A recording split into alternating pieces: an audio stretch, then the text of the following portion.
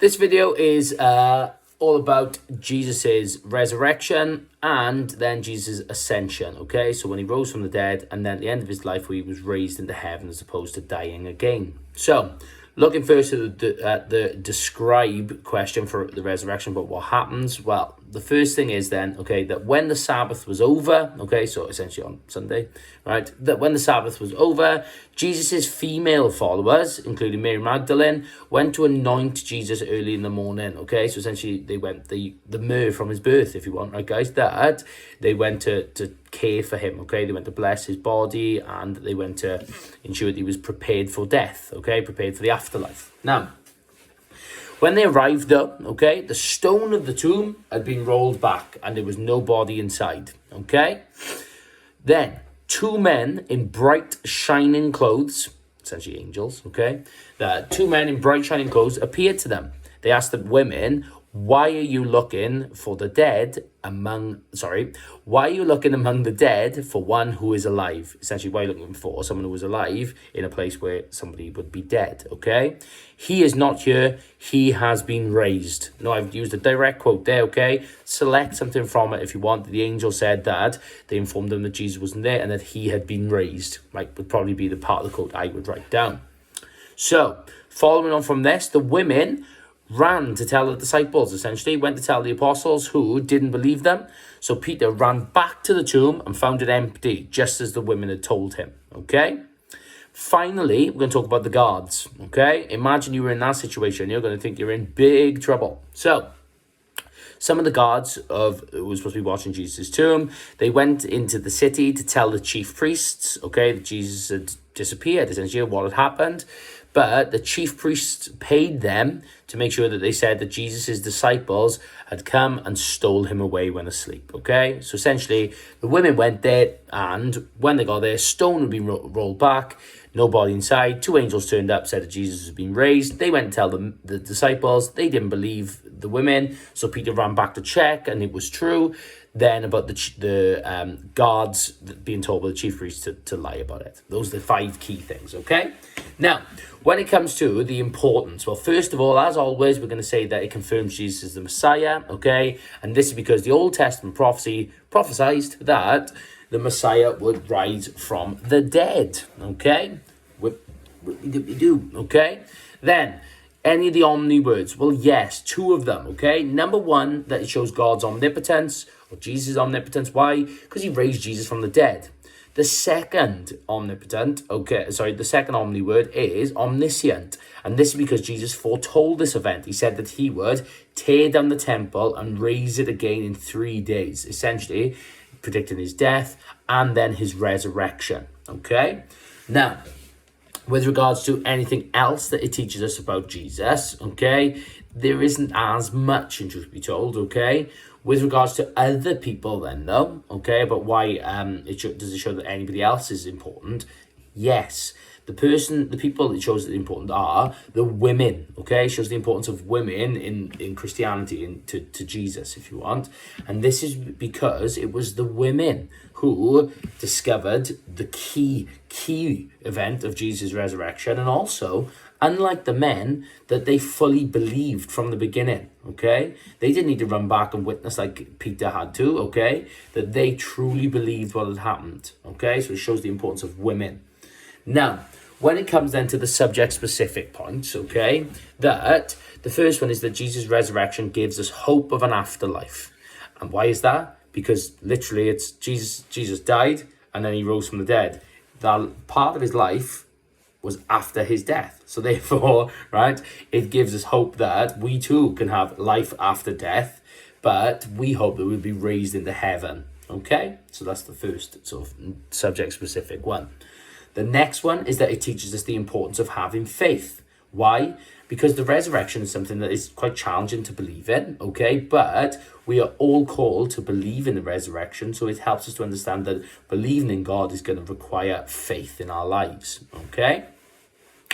The next one is that it's still remembered today, so it must be important. And this is because at Easter, we still remember this key event, okay? And this is shown by the fact that we attend Easter Mass, okay? We celebrate together, we sing the Gloria, all right? But also we exchange Easter eggs, okay? During this time of celebration, okay? Adding then to that, okay? And kind of keep in mind the symbol of an Easter egg if you want, even though it doesn't quite mean this, okay? But think about egg, think about new life.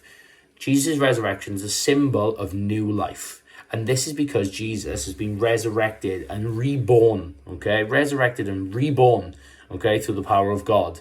And that Catholics believe that when we are baptized, that we too are reborn, okay? So it's a symbol of reborn into a new life with God, okay? So it's a symbol of that. I'm not going to sugarcoat that, guys. It's quite a difficult point to remember and to express. And then there is a point that you could make about the fact that it begins the process of Jesus handing over his authority, his leadership to humans, okay? And this is because ultimately his resurrection completes his mission, and he now is in the process of handing on the leadership of the church to his disciples, okay? To human beings to carry it on. So that's better. I prefer that point to the symbol of new life, because it's a bit more easy to express.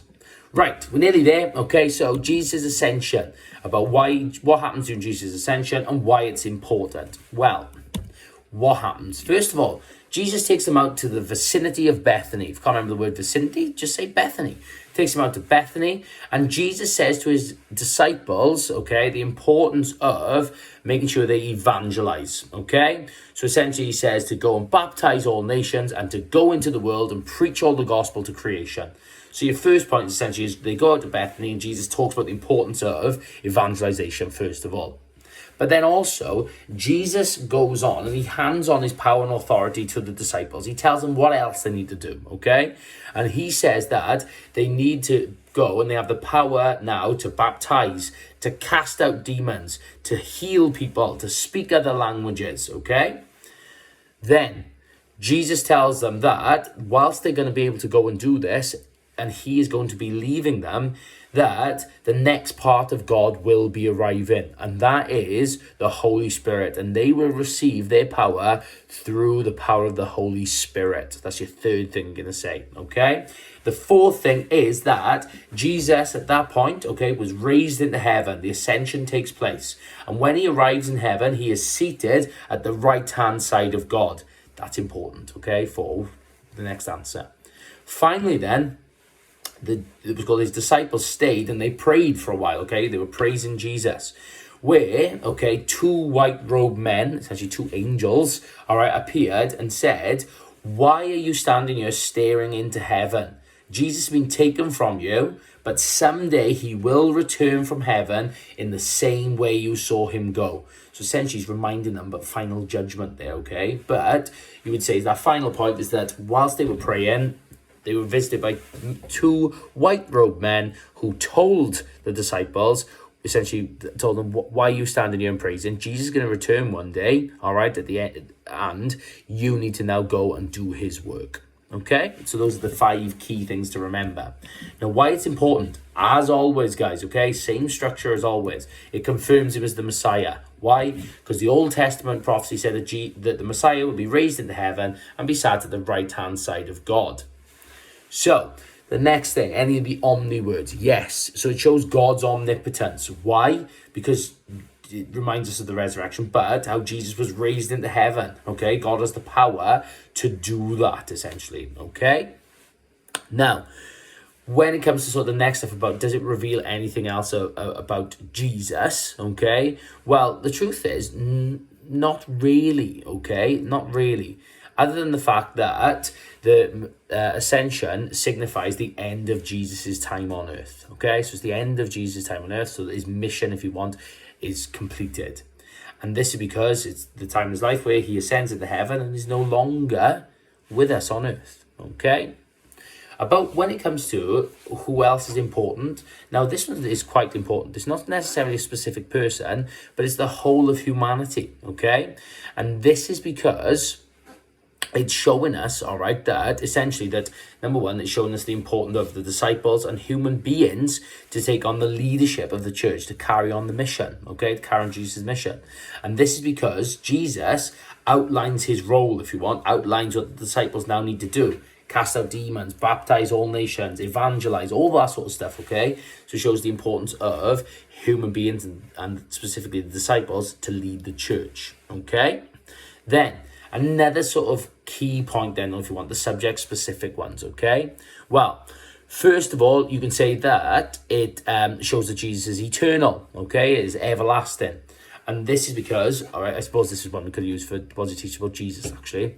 And this is because Jesus doesn't die again, that it shows that his life is everlasting, okay? He's no longer going to die, okay? He's living till the end of time. Then, a subject-specific point this time is that it reminds us of the importance of final judgment, okay?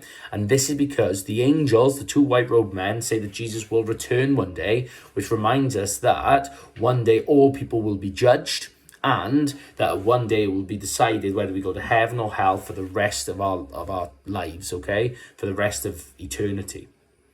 Then, okay, another one is that it reminds us the importance of evangelization. And why is that? Well, this is because Jesus gave us instruction to baptize all nations, but also to go into the world and preach the gospel to all creation, okay? The next one is that you could say that, it's really key, is that it's the start of the time of the Holy Spirit, it's the start of the Holy Spirit's time on earth, okay? And this is because Jesus has said that the Paraclete, the Holy Spirit, will be with the disciples to guide them, okay, in their leadership of the church. And then the final ones that you could say that this is the start of the church, the birth of Christianity.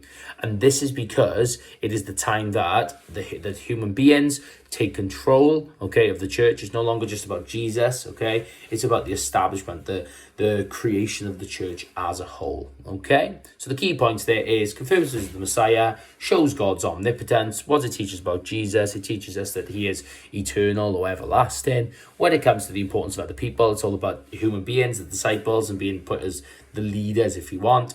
And then the subject-specific points are to do with, shows that it's the end of Jesus' life on earth, the fact that it is, it reminds us of final judgment, it's the start of the Holy Spirit's time on earth, it's the birth of the church, it shows the importance of evangelization, okay, and I suppose that's it really. There's the other thing about that, it reminds us of the importance of carrying on Jesus' work, okay, as well. So, there's your points. Best of luck. Thank you.